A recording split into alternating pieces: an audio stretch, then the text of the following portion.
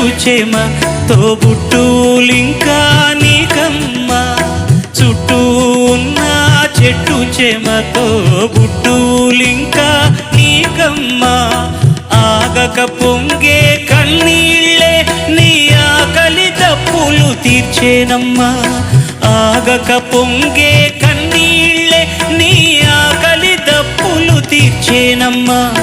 పట్టిన గ్రహణం విడిచి నీ బతుకున పున్నమి పండే ఘడియ